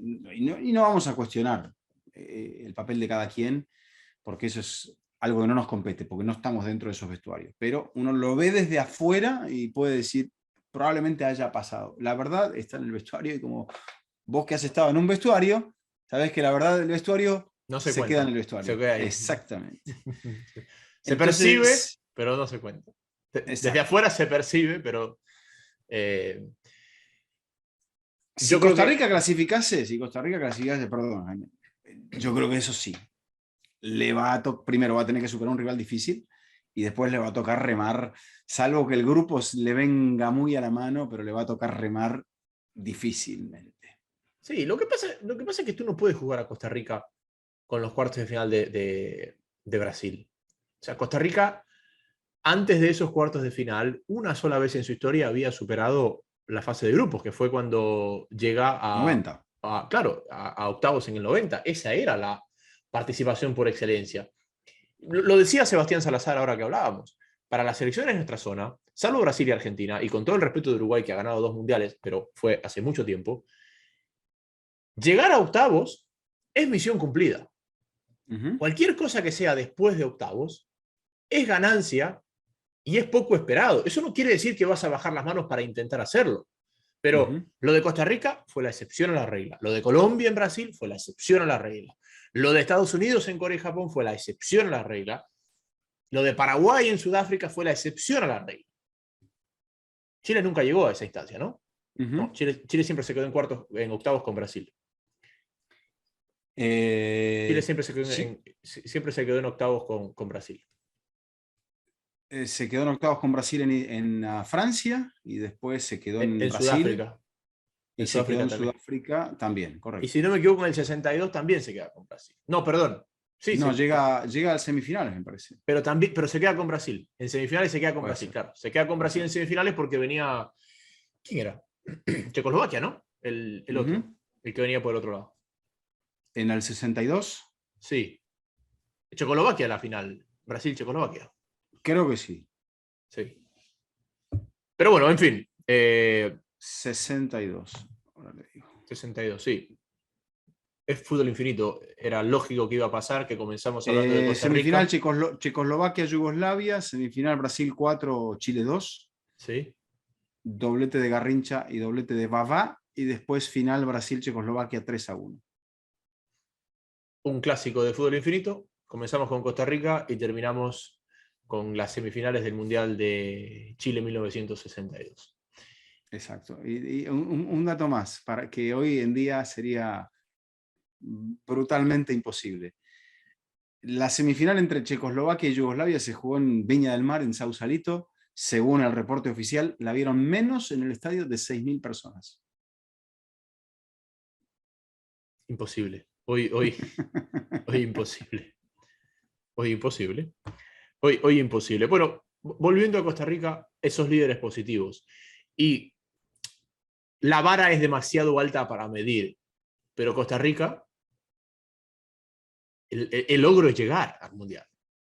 Cualquier cosa que pase después en el Mundial es ganancia. El problema de cuando tú tienes estas excepciones a las reglas es que todo te empieza a saber a menos.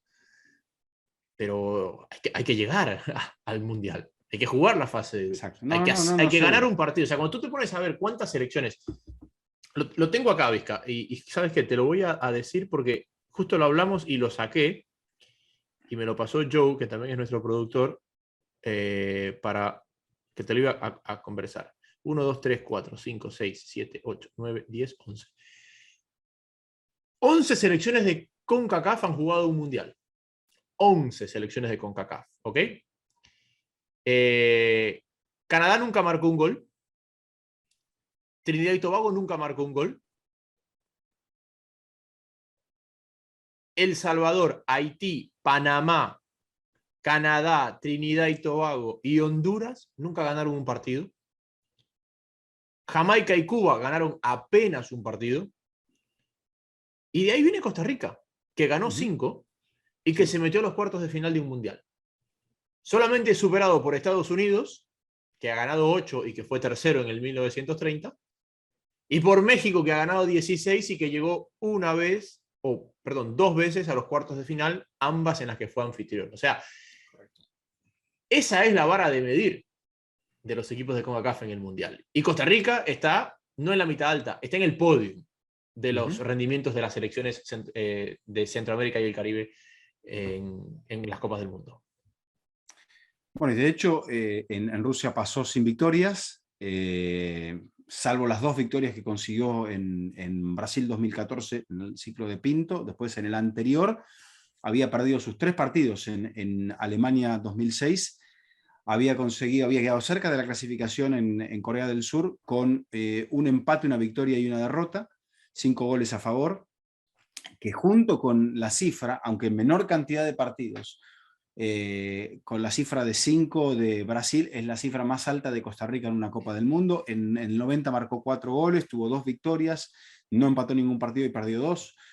4 goles, 6 en contra, o sea, esos son los números de Costa Rica. Pero bueno, antes va a tener que llegar la repesca, antes el equipo va a tener que pasar por esa aduana complicada y después veremos cómo llega al Mundial, si es que se cumple lo que dijo aquí en este humilde Fútbol Infinito, el sueño de su tercer Mundial para Luis Fernando Suárez.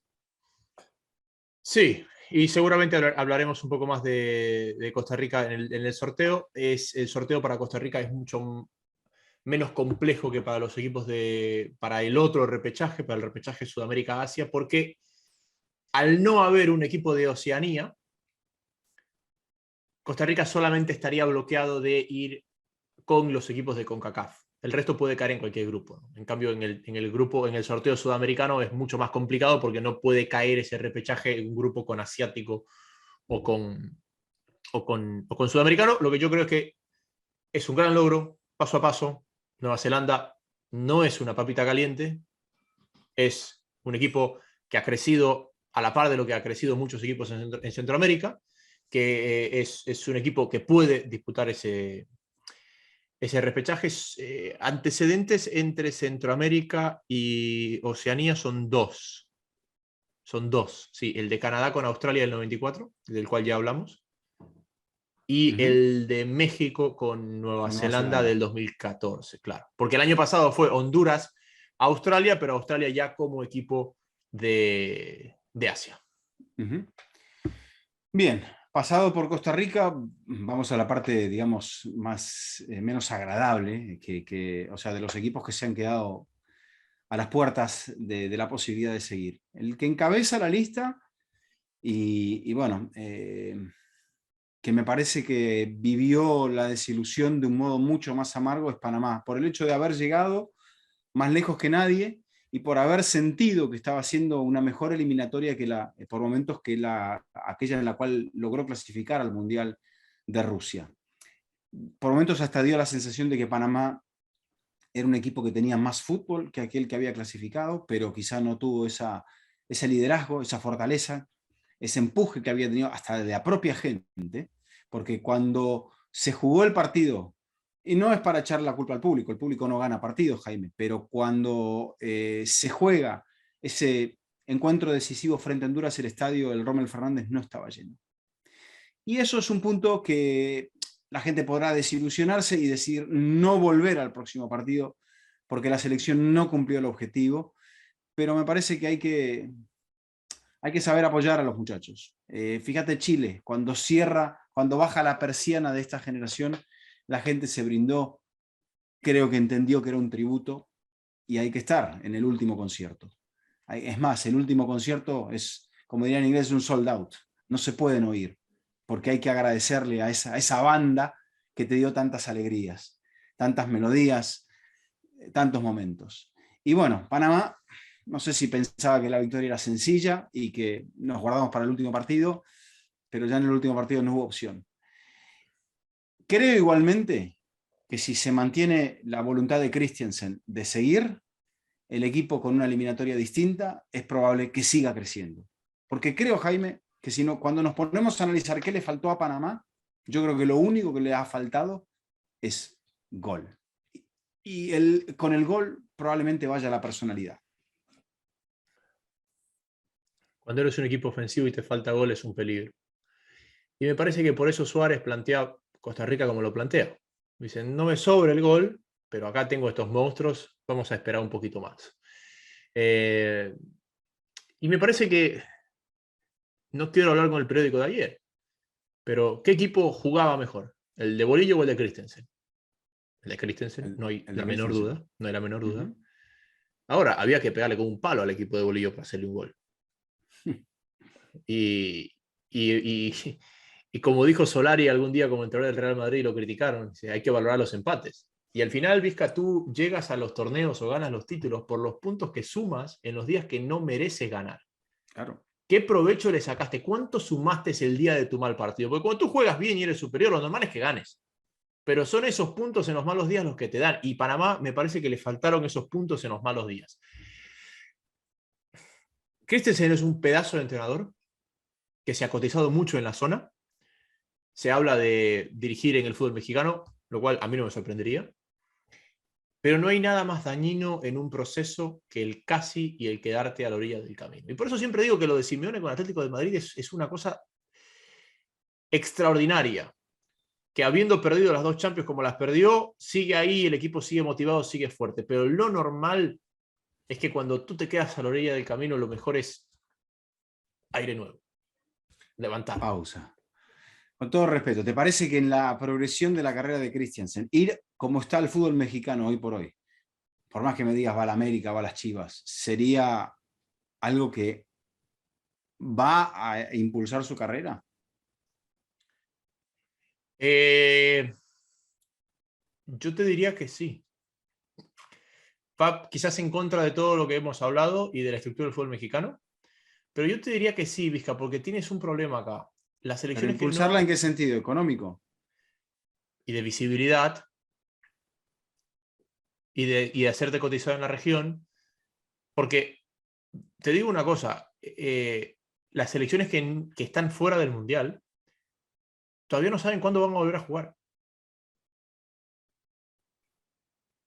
Entonces Christensen se queda para dirigir a Panamá desde el título, desde el cargo. Pero ¿cuándo va a poder plasmar su trabajo? Yo creo que Christiansen no está en una mala posición como para tener que ir al fútbol mexicano. Si le apetece ir al fútbol mexicano, mira cómo ha cambiado, mira cómo ha cambiado la perspectiva del fútbol en la región. Lo que tú acabas de decir es el cambio de perspectiva. No te estoy criticando, estoy simplemente acentuando el cambio de perspectiva. Hasta le conviene más ir a la MLS que ir al fútbol mexicano, mira lo que te digo. Yo no creo que le convenga ir al fútbol mexicano, porque el fútbol mexicano no le ha ido mal a Suárez, le ha ido mal a Osorio, le ha ido mal a mucha gente en el fútbol mexicano, Jaime. Le ha ido mal a Solari, le ha ido mal a Caixinha. Bueno, Caixinha ganó un título, pero en Cruz Azul no le fue bien. Es muy complicado. realmente con los dueños, con el sistema. Pero trabajo no te falta porque entras en el carrusel. Bueno, pero a ver. Y en 5 años has dirigido 5 equipos. Está bien, y después de ese carrusel, ¿cuál es tu...? Mira, bueno, salió del carrusel Alonso y termina dirigiendo en el Inter Miami y después va a la selección, caso, una rara avis total. Mira, Christensen toma un equipo de México y de aquí a 4 años, cuando el equipo esté con dudas de cara al Mundial de Estados Unidos, Canadá y México, ya puede declarar en los medios que él sería el indicado. O que si el entrenador no se siente capacitado, de un paso al costado. A mí me parece, Vizca. A ver, el a mí desafío, me parece muy mal eso. El desafío de lograr algo, cuando un país tiene que afirmar una identidad porque llegar y cuando ya está todo hecho, no digo que sea fácil, porque ganar no es fácil nunca, pero es un poco más sencillo. Cuando uno tiene que armar desde abajo todo, es por eso que Christiansen lloraba después de la eliminación, porque él interpretó el desafío, sabía lo que le iba a llevar el desafío y sabía que el rótulo del fracaso después de haber clasificado a Rusia estaba puesto ahí, lo estaba esperando a la vuelta de la esquina.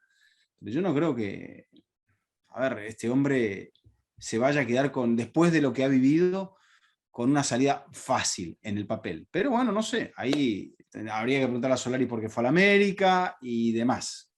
O Paco Gémez porque fue a Cruz Azul. Exacto. Todos terminan yendo al fútbol mexicano. Bueno, y Mitchell fue a dirigir ahí, tampoco Pumas, le fue bien. Sí. Bueno, eso. Creo que con esto hemos cerrado el repaso de las selecciones que llegaron a esta última triple jornada. Si quieres puntualizar algo más. No, yo creo que bueno, lo de Panamá, si puede apostar por Christiansen de vuelta, a ver, Jaime, va a haber amistosos donde Panamá puede competir. Después Perdón, corrijo mi error. Hay Nations League en junio. Claro, hay Nations League en junio, o sea, el equipo va a seguir compitiendo, tiene que seguir buscando reforzar posiciones. Y yo digo, claro, no está en la Nations League. Sí, claro, está en la Nations League. Entonces, bueno, ahí tiene el punto de partida. Ojo, Vizca, que el tema de la Nations League... Y tendrá que definirse, a ver, quien entre bien armado a la eliminatoria, más allá del golpe de no haber estado en el Mundial, de los que no han estado en el Mundial, mirá cómo está apostando Venezuela por Peckerman. Los que se han quedado sin proyecto verán si van a pegar el golpe de timón o no, pero es muy importante cómo se termina esta parte. Y si hay voluntad del grupo y de quien lo conduce, termina siendo un punto muy positivo poder seguir para continuar esa línea. Ojo una cosa, para acabar, hablamos del rodaje de Canadá y todo. Canadá también tiene Nations League. O sea que realmente los amistosos internacionales, estas selecciones, van a ser para la fecha FIFA de octubre y de septiembre. Octubre, exactamente. O sea, realmente no van a poder jugar más de 4 amistosos internacionales contra selecciones que no sean del área. Bueno, y que tendrán que calcularlo muy bien, porque si te toca jugar, hay veces que te toca, no sé, en el sorteo Senegal o Ghana, y vas a querer buscar a otro equipo africano que te pueda llegar a jugar algo similar para más o menos estar. Los entrenadores hay veces que buscan eso, o los directores deportivos de selecciones buscan ese tipo de recrear esas situaciones. Y bueno, yo creo que Canadá y el resto tienen que buscar hacia arriba y ver si a algún equipo importante les interesa también jugar contra ellos, ¿no? Sí, señor. En el resto, a ver, ya que me esbozabas la idea del resto, vamos a ir poco a poco, porque nos quedan 3 equipos, básicamente. El Salvador, Jamaica y Honduras. Jamaica, necesitamos un programa completo. Jamaica necesita un entrenador primero. Primero, sí. Y necesita voluntad. Porque a mí me parece que hay muchos jugadores que quedaron fuera de... Te cambio la palabra. Te diría, necesita compromiso.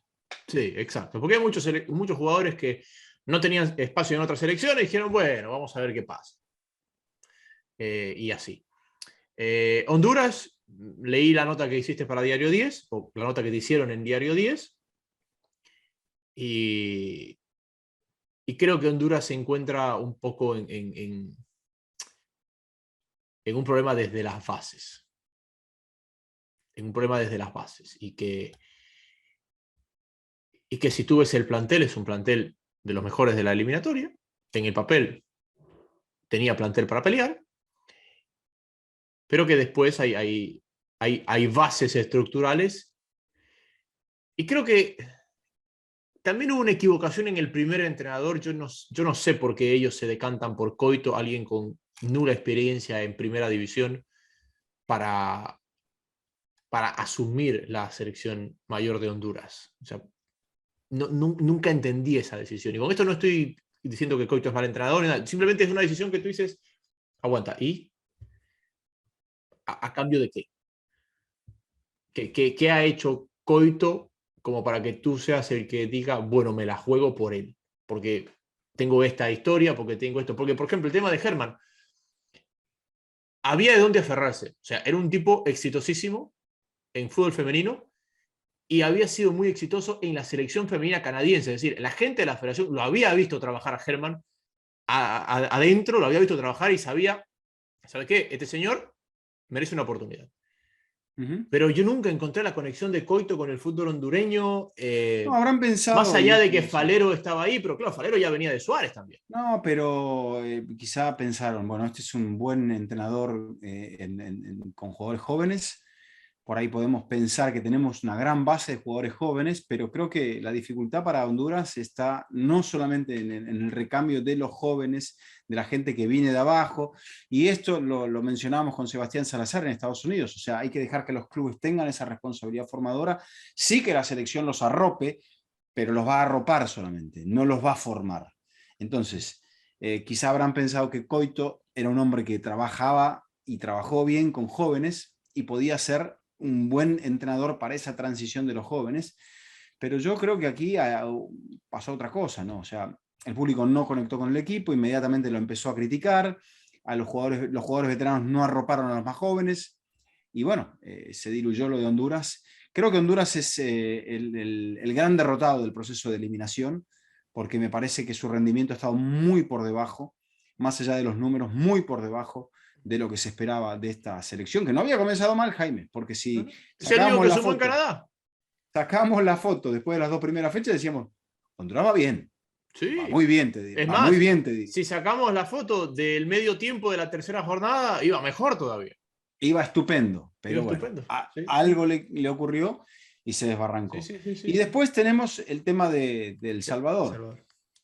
Que bueno, yo creo que El Salvador ha iniciado un camino con Hugo Pérez, que habrá que ver si lo continúa. Me dirás, ¿qué puede hacer Hugo Pérez ahora? Si puede ir a México, se puede ir a la MLS. No, Hugo no se va a ir de ahí. Entonces, como Hugo no se va a ir, y al cabo de podemos calificarlo y debatir menos, más, menos, igual que lo que hizo Christiansen con Panamá.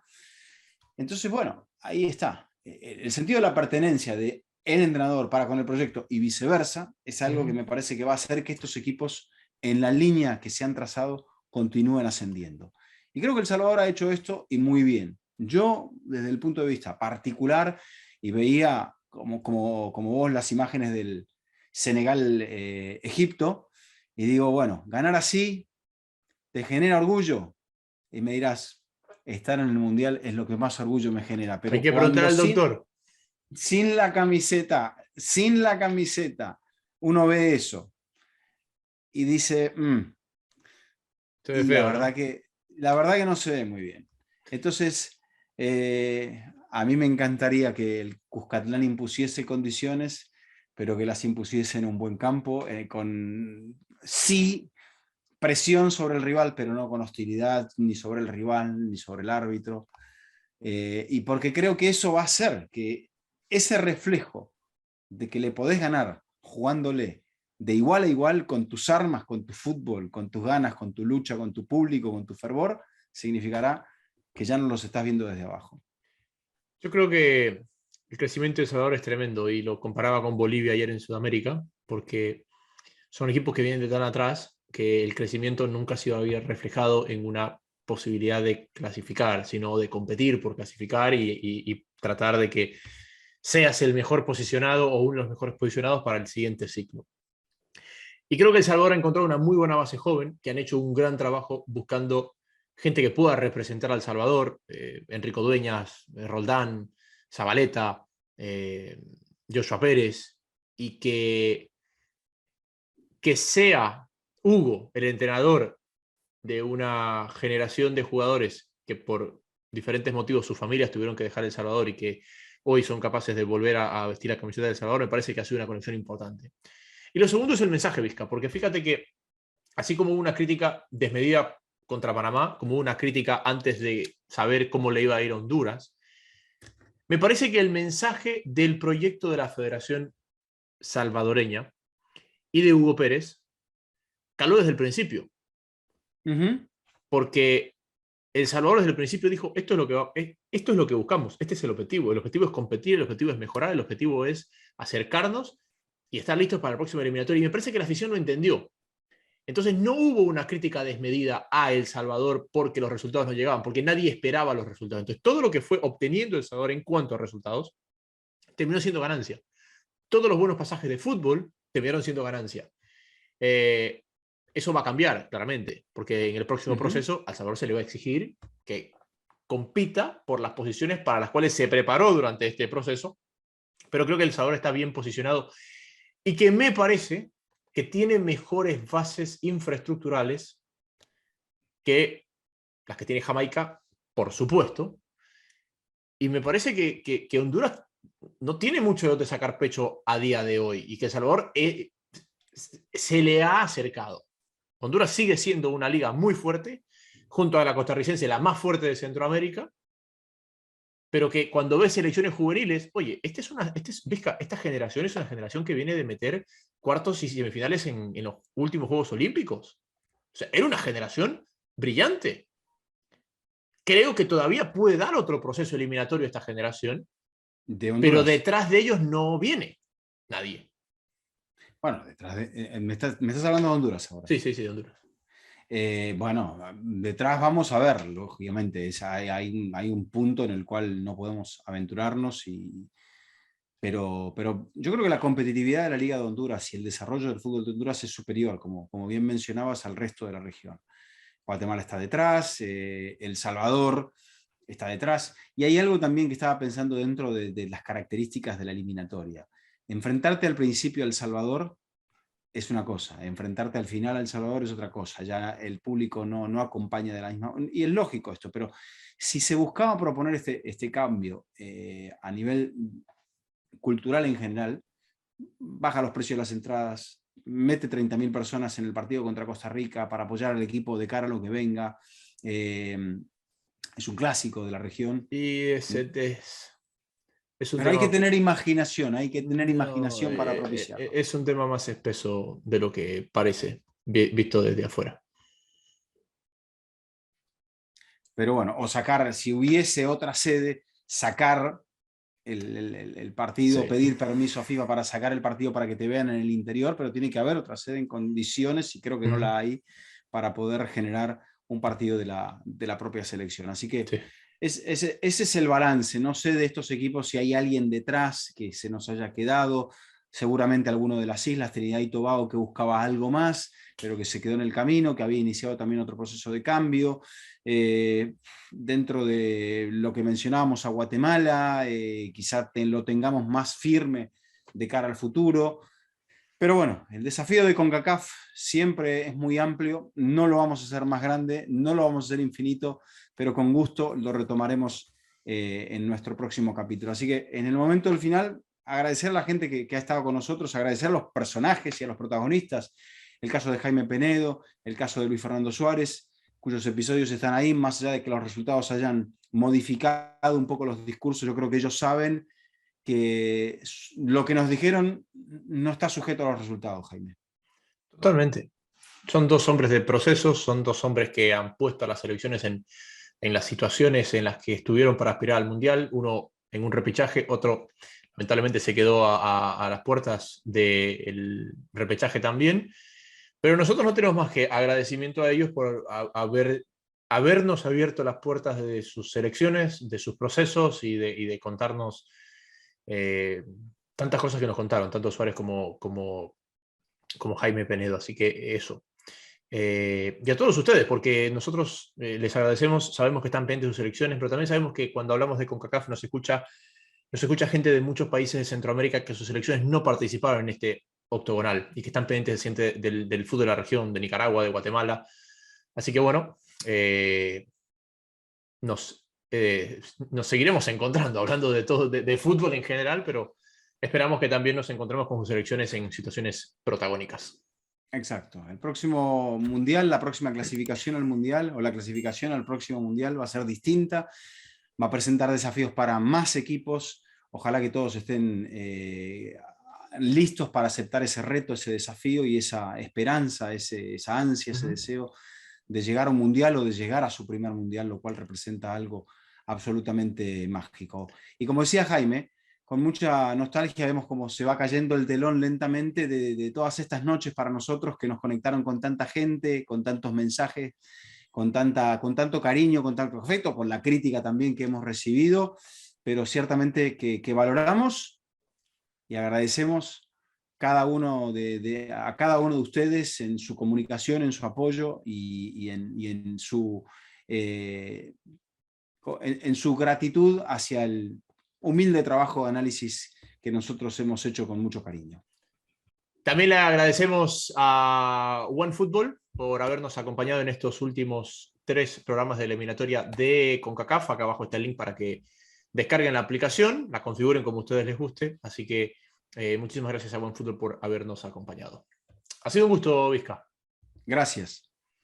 Este ha sido un nuevo episodio de Fútbol Infinito. Será hasta la próxima.